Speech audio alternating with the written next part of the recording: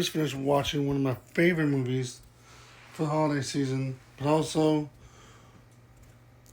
when this movie came out originally in theaters, it was so unique and different and wholesome, and also a film that you never get anymore. It has Paul Giamatti in it. I don't know everyone else in it, but it's like an old school film. Like, it's modern, but also old school in a way that you don't get these kind of films anymore, where a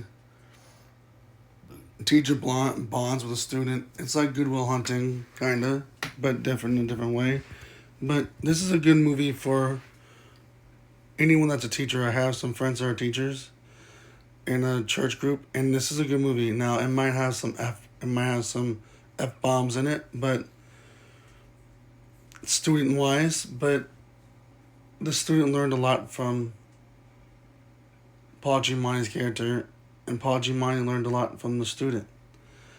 And they created a bond for each other, and that's why it's one of my favorite movies. But it's also taking place around Christmas time, and they learned a lot about each other. Even the lunch lady learned a lot around the teacher and the student.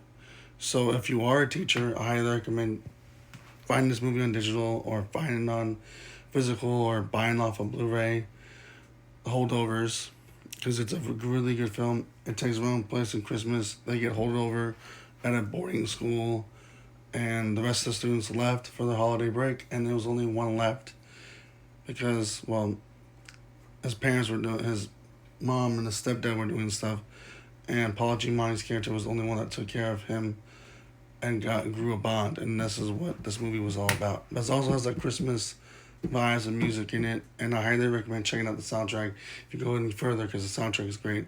The other music besides Christmas music in here is really great. So, it's been the Holdovers.